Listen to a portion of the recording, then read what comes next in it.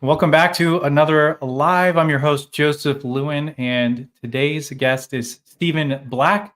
Really excited to have Stephen on. He's the founder and CEO of A Brighter Day Life, and he's also an author of the book, The Five Rules.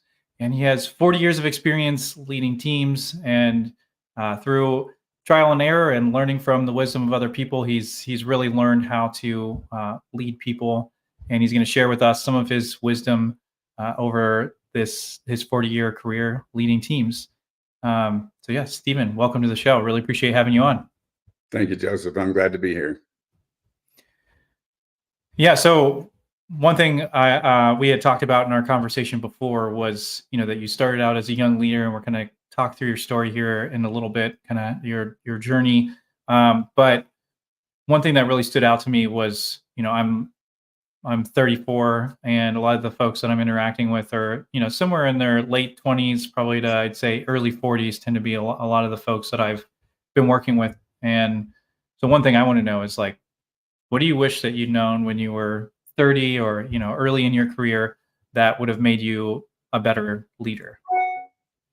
That's a great question. And started out right out of high school in Western Oklahoma, working for a chain there, United Supermarkets of Oklahoma. And, we didn't spend a lot of time internally talking about leadership. We spent a whole lot of time talking about just performance, whether your numbers you need to meet, your sales budgets, your margin, labor goals, your conditions of your store, your appearance of the store, building displays, really unloading trucks, and all that goes with that. And it was really more all just about work.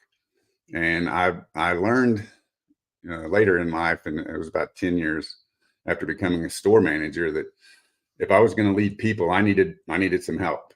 And so I started reading my goal was to read 4 leadership books a year. And I've done that, throughout my career now. And obviously in the latter years here, a lot more than 4 books, because we're just not born with the leadership knowledge that we need to have to truly inspire and coach people. But I would tell you that if I could go back and talk to my 30-year-old self, I would teach myself the difference between being a manager and being a leader, because we can manage processes and we can manage people and what they do. But if you really want to be a good leader, you have to be able to inspire and coach people really to greatness, to perform when you're not around. Because a lot of times as a manager, you manage people, and as long as you're in the building, they'll do their job. But when you're not in the building, they may tend to slack off a little bit, which is all of us kind of human nature. But one of the things I came up with, and this is part of my presentation, and part of this is in the book as well, but there's kind of a formula for success. And I say leaders take care of the team. It's my job as a leader to take care of the team. And it's the team's job to take care of the customer. And I'm talking retail specifically here. And then the customer rewards the shareholder with their business. And I thought early on that it was so important for me to be able to really do a lot of the work myself, to wait on the customers myself. And when I was at Rouse's Markets in Louisiana, we had 64 stores. We had 700,000 customers a week. I wasn't waiting on very many customers.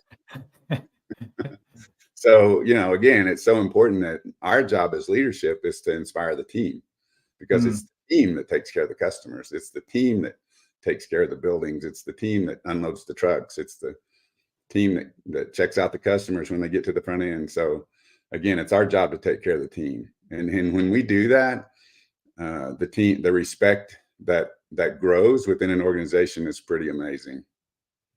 So we're going to get into the 5 rules in a minute and spend a lot of our time there, because I think they're really powerful. And like you said, you've primarily been focused on the retail and especially grocery store sector. But I mean, when you describe the 5 rules to me, and you sent some notes to me, I mean, the things that you're sharing about are applicable, in my opinion, across the board. These aren't limited to grocery stores or retail, but anybody who's interacting with other humans. I mean, even if it's just you say it on the cover of the book, but even if you don't manage anybody, but you are married and you have a family, then these rules will be helpful for you, and taking these things home will also be helpful. So maybe you could just paint a picture for me, and you kind of talked about it a little bit, but paint a picture for me of what the Stephen Black method was before you learned these 5 rules. That early stage in your career, you'd said, okay, you're trying to serve a lot of the customers yourself, but what would that look like in practice? Like maybe share a story, or kind of paint a picture of what that looked like.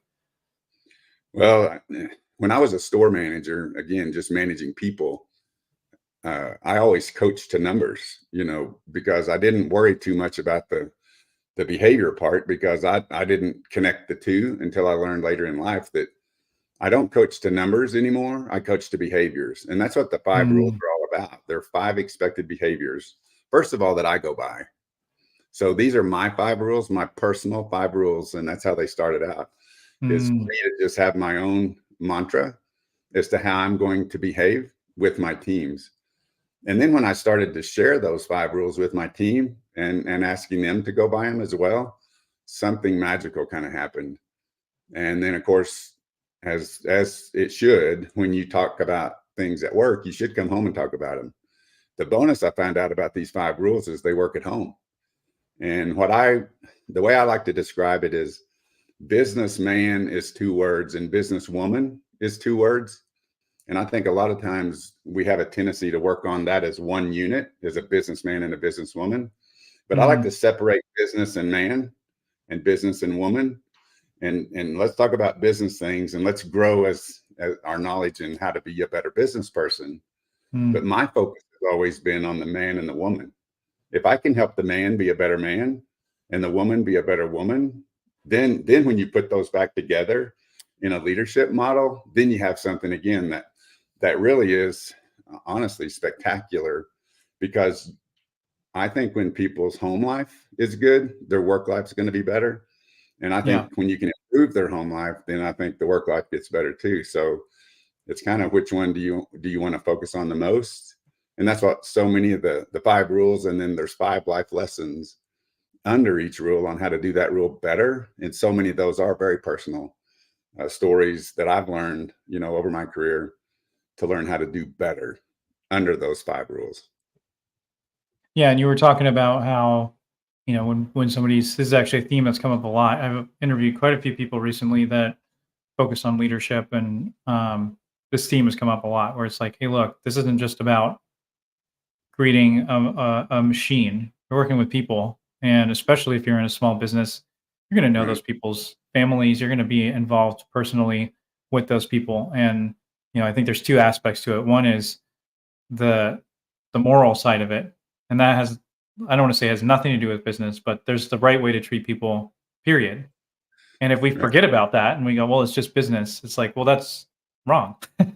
Immoral to do that. And Yeah. especially if you're from a faith background, then that's built into, the way that your faith is telling you that you should operate as well. Yeah.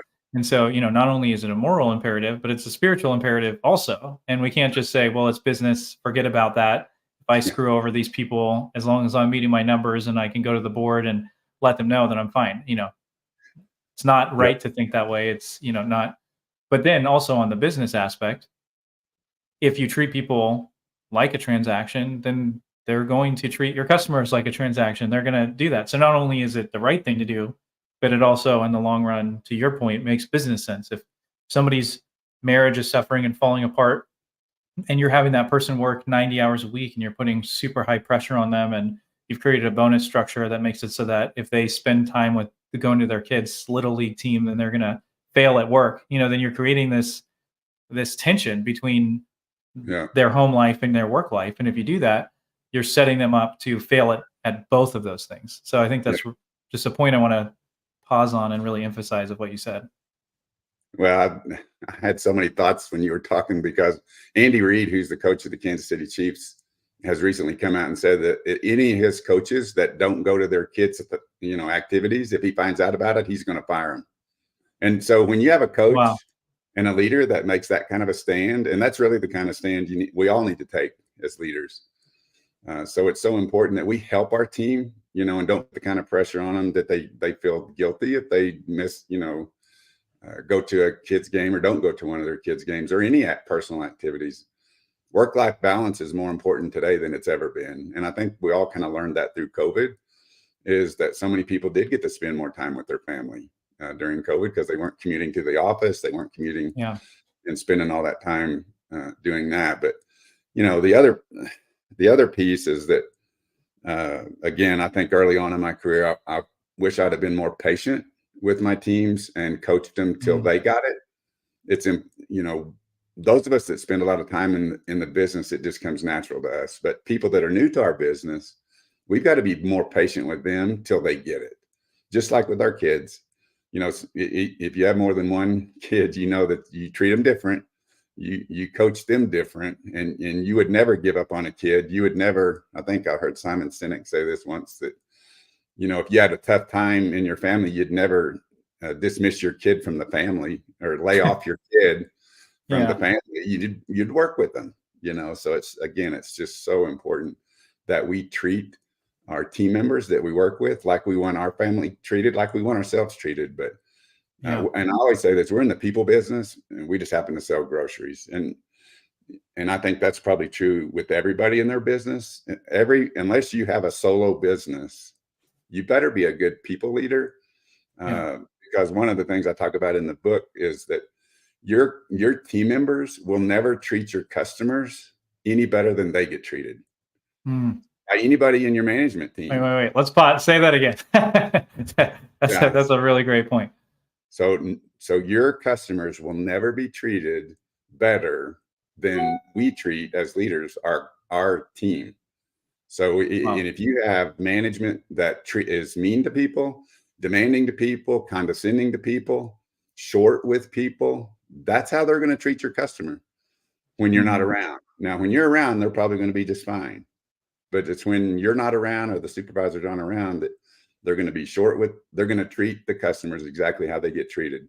Certainly not treat them any better. So very rare would it be for somebody to treat them better. And I think that's why it's so important that we understand we're in the people business, because we want our people to be happy. We want them to have a good life and enjoy their life. We don't want them to dread anything they're doing. And one of my lessons, and again, this is in the book, and I talk about it when I speak, but everyone gets two questions at the end of the day when you get home from work. First question is, how was your day? And the second question is, what's for dinner? So those two questions get asked every day. And I always told my team, as a leader, we need to make up our minds at our breakfast table, that we're going to give our team something good to say when they get home and get asked, how was your day? When we have interaction with them and we coach them and we inspire them and we really try to teach them how to do their job better, then they'll have a rewarding day. But if we go in and just nitpick them and point out all the things that are wrong and don't tell them any of the things that are right, as a supervisor, it's all about catching the balance. You truly, truly have to catch the balance. And it's okay to point out things that need improvement, but there's thousands of things that are good, and it's okay to point those out too. And that's one of my chapters. It's called Give Your Blessings. And we need to give our blessings, to your point on the faith-based piece of it, and I get that out of the Old Testament, where the blessings was a formal ceremony. Well, today we don't have formal ceremonies to give out our blessings, but people are hungry today to get a blessing from those around them throughout the journey of life. Yeah, it's interesting too, because I've worked for some leaders who, something goes wrong and they automatically shift blame and, put it on the team and put all the pressure on, the team to solve the problem. And, I've worked for other people who kind of get in the mess, work out the details together and solve the problem. And the difference, that problem was going to come up the day of either way. Right. But then as an employee, when I get to my dinner table, I'm going to have a totally different thing to say, like, oh man, it was a hard day, but my boss jumped in with me and I was able to overcome it. And, we were able to work through it. And so, at the end of the day, it was really tough. I don't want to do that again, but we made it through and we'll be good to go moving forward, versus like, oh, the leadership of this company is horrible. They're jerks. They don't understand us at all. And, and totally colors not only that person, but also their family and, the way that their kids see them and, think about work and it's like our actions have so much more impact on, especially as a leader uh, than what we probably care to realize. Well, and I've said that many, many times. We as leaders are the topic of the dinner table conversation, whether we want to admit it or not. Mm. But do we want to have an impact on that conversation, or do we just want to let it be whatever it is? And if you're a driver, or that's one of my chapters too, is you're a driver or a passenger. If you're a driver in the business, you want to intentionally give your team something good to say when they get asked that question at the end of the day. And it has to be intentional. It truly has to be intentional.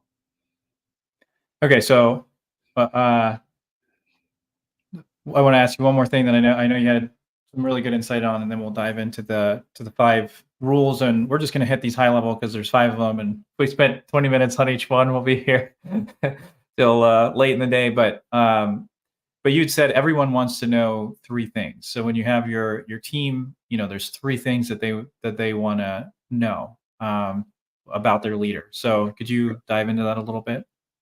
Yeah, and I learned this from Dr. John Maxwell is my mentor, and I was in his inner circle about 8 years ago, and I learned this from him. And I don't think I've ever had anything from a teaching standpoint impact me more than it's important that everyone wants to know these 3 things about you as a leader. And I would tell you, everyone in your life from a personal relationship standpoint also wants to know these 3 things. But the first one is, do you care for me? Do you truly, authentically, genuinely care about me, about my well-being, about, how I feel about working for you, how I feel about being married to you, how I feel about being your daddy?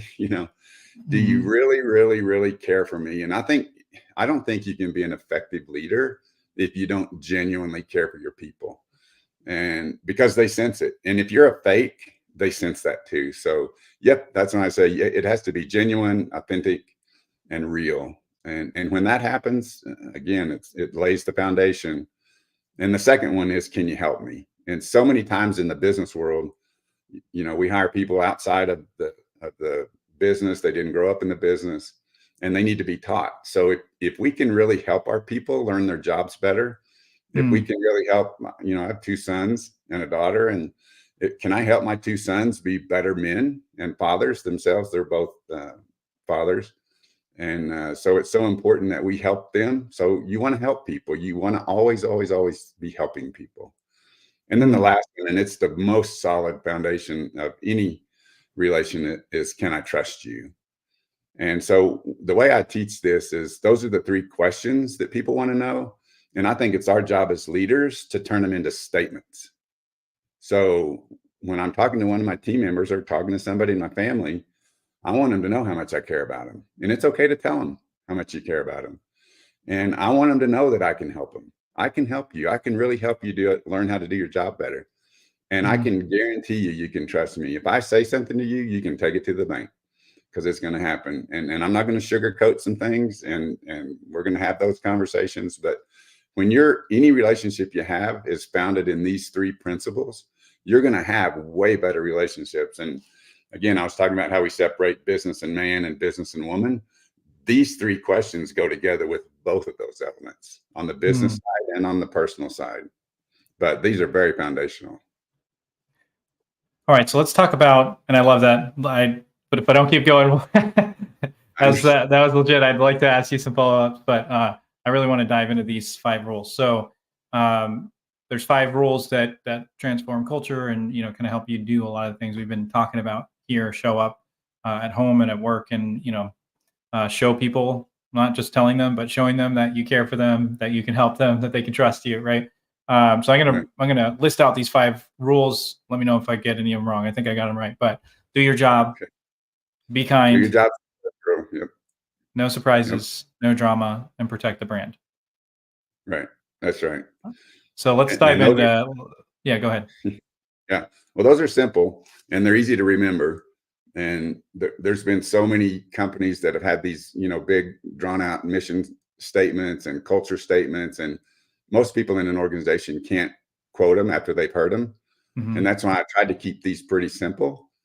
And I talk a lot about, they're simple. They're not always easy to follow, But the first rule is do your job, and do is action, and your is just focus on your job. And job is an agreement that we have as an employer, is that, hey, we're going to pay you adult money, so it's okay if you perform adult duties, and work hard, and Yep. and just focus on your job. And the second rule is be kind, and it by far over the last 2 years, when I've been out on the speaking engagements that I've had, is the be kind rule is the one that kind of hits people the hardest, because I talk a lot about sometimes we're the least kind to the people we love the most, which Mm. makes no sense whatsoever. Yeah. And we absolutely have to be kind to the people we live with, because I think it's important that you can never take a stand on some rules like these or expected behaviors and then be hypocritical by the way that you behave. So I've always given my team and my family permission to call me out on any of these rules if they think I've broken one. And again, there's a trust factor that goes along with that. But we need to be kind to people because we have no idea what people are going through in their personal lives. A lot of Mm. times, whether it's at work or even sometimes even in a family, people are struggling. I mean, it's a tough time, post COVID and just the things that are going on in the world. We just need to be more kind to people, and I share 5 life lessons in the book about how you can be kinder to those around you, and I think they've really resonated with people, Mm. as the books come out and the message is kind of spread. And then the third rule is no surprises, and it's all about communication. Yeah, so many times in the business world and sometimes in our personal life, we get surprised by things. And boy, if we'd have known about them sooner, we probably could have fixed them a whole lot easier. So again, Definitely. there's 5 lessons on how to be a better communicator that's in the book. And then the fourth rule is no drama. Oh my goodness. All of us have drama. Drama either, invades our homes or invades our workplaces. Sometimes it comes in and sits down at the board tables that we're having a meeting. And I Mm. think that life would be so much better if we could just live in a drama-free zone. And I do share in the book on how just an actual way that you can do that with a drama towel. I have a drama towel that I actually sell on my website. It's a little golf type towel that you can hang by your back door when you come home from work, and wipe all that work drama on that towel and go in your home and be present. Mm. Your kids don't care about your drama that you're going through at work. And the same way, when you leave your I home, like that. reach over there and wipe that home drama on that towel and go to work and do your job. And you don't want to drag your home drama to work, because everybody else has all their own drama they need to deal with. So they really don't Yeah. need to hear yours. And then the last one is protect the brand. Rule number 5 is protect the brand. And we're the brand in an organization or in a family. We're the brand. So we protect each other. We don't attack each other. We don't go after each other. We don't Mm. undermine each other. And it's so important today. I think one of the hottest topics in the workplace today is a toxic environment and toxic people. And when you work with people like that, you just have a decision to make. Are you going to be a part of that or not? And in most cases, I've known many toxic people in my career. They may disappear for a while. They may go quiet, go silent for a while, but they'll always come back to their habits of being toxic. And so when you're in a toxic work environment, you really have one choice to make. Do I want to stay and put up with it, or do I want to leave? Because I Yeah. can tell you there's a lot of non-toxic businesses out there. You just have to find it. Mm. And it's really non-toxic leaders, you know. So that's where it's so important. But in a nutshell, that's the 5 rules. And then in the book, like I said, each one of the chapters of the rules goes into 5 life lessons on how to do that rule only better. Yeah. I mean, again, there's just so much ground we could cover there, but there's a couple interesting things that you said, and I'll probably just work my way backwards. But protecting the brand, and then talking about how if you're somewhere that's toxic, you can either choose to stay or choose to leave, and you do have a choice. And it might take some work, it might take some time, might take some risk, but Yeah. bad company corrupts good morals, and if you stay somewhere like that, you're going to become like the people that you're working around. And I'm not going to say that's going to be 100% of the time, but if you're there for a long period of time, it's going to happen. And so if you don't like what's going on and you stay, you're choosing not only to be there, but most likely to start taking on some of those attributes yourself.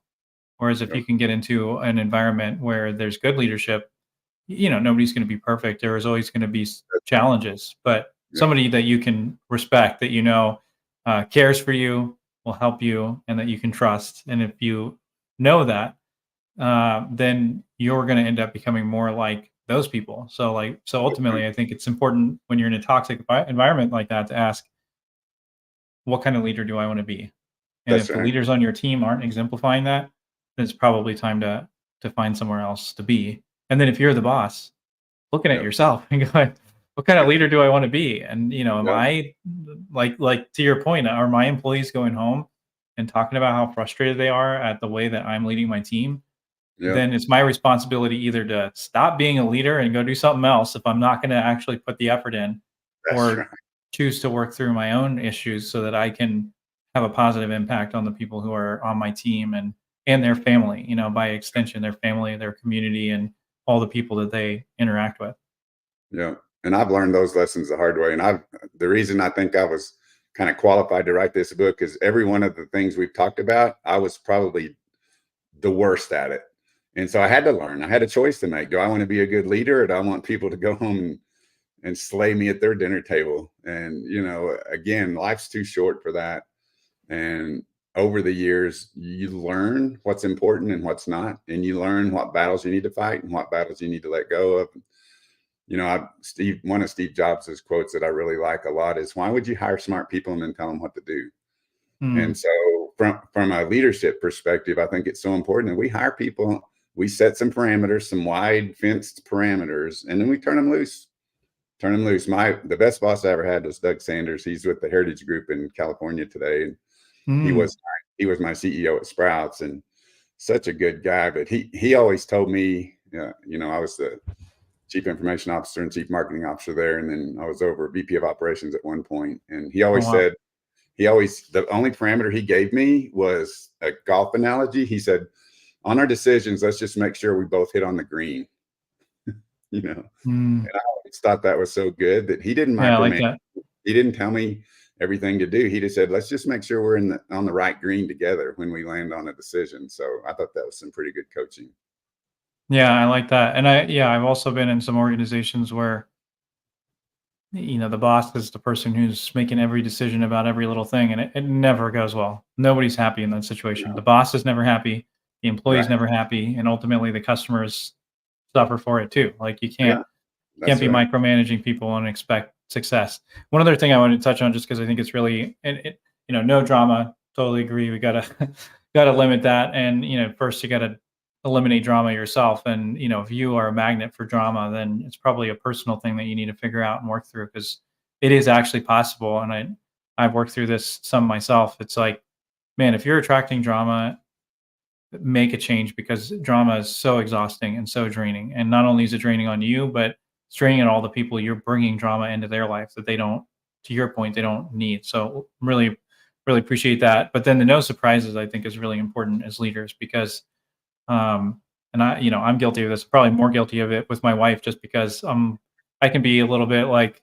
scatterbrained, and I'm kind of an idea guy, visionary. So I tend to be like, oh, we should, have my idea. And she's kind of learned to, like, not, to recognize that and go, okay, if this idea is still around in a week, then I'll be worried about it. But most likely, it'll be a new idea tomorrow. But, really even working on that. And I've been working on that in the Yeah, way I communicate with my wife. And yeah, then, really trying to work on that in a work setting too, where I'm not constantly changing gears. And, it's like, if I have an idea, I'll write it down, or I'll talk to somebody that likes talking about ideas and has no consequence for what that idea means if it yeah, gets implemented. Work through it. And then when I've actually thought through it, when it's strategic, when it's something that then I can present to my team, get their feedback, and then kind of go. Versus a lot of times bosses will just show up and be like, hey, by the way, we've got a new direction, we're starting to go here. And surprise. everybody's totally surprised, and like, wait, what? Yeah, I didn't even, I thought we were going over here. And then they talk to their manager, and the manager's like trying to protect the brand. So they're trying to, make it seem, but they didn't know either. And they're just as blindsided by it. And I think that's a really important point. Like, you gotta be careful with the way you treat your team, because yanking people around like that is, it's just burning people out for no yeah. reason at all. So Yeah, really I have appreciate that. a great lesson from John I learned several years ago, and he has an analogy on the idea guy, how to deal with the idea guy, because he's an idea guy too. He's all, he's always throwing ideas out to the team, and he said it's like taking your dog for a walk. And if nobody wants to pet the dog and nobody asks you about the dog, go put the dog back home on that idea. That's awesome. But obviously, if everybody's asking you about the dog, oh, this is great, I love this, and oh, they're so friendly, and so if you get traction when you're walking the dog, your idea, then keep going with it. Otherwise, put it home, take it back home. So that was a good lesson. Oh, I love that. Yeah, and being kind and doing your job, those are key. I really like those rules as well. I want to say one last thing on what you just said, but I kind of be interested in your input, and then we can wrap it up here. So one thing that I've seen happen is you have a boss, they're an idea person, and maybe they've gone and talked to a couple of their buddies, or they go talk to a client or two, and then they come back to the team and they go, "Hey, this is what we're doing," and they just lay it on the team, and then you have and the leaders tend to be more optimistic, they tend to be more visionary, and they're like, we're going to go for this, right?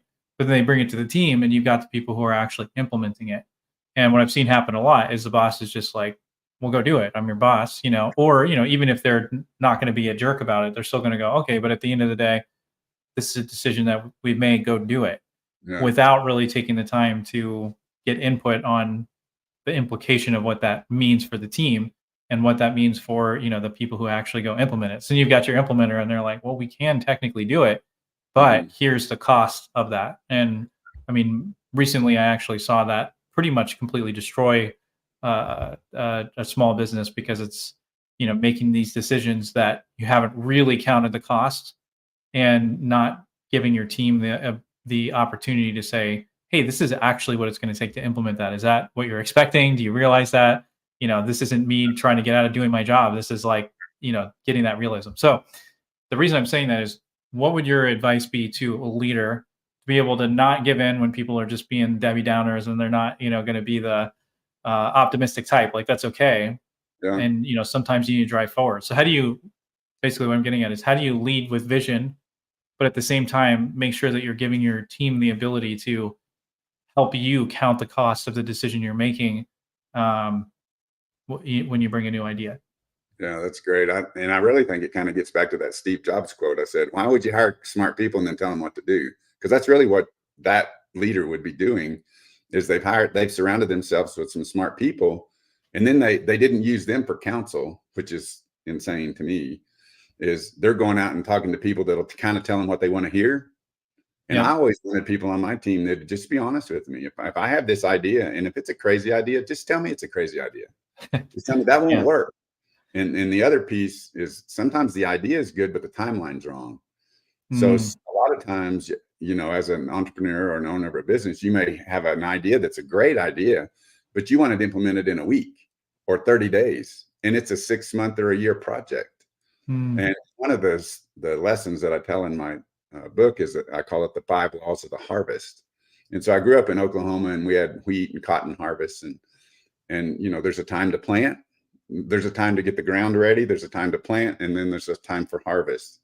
And those timelines are long. I mean, they're annual, 6-8 months. And yet so many times in the business world, we'll have an idea and we'll want to get it implemented that afternoon in the business. It just doesn't work that way.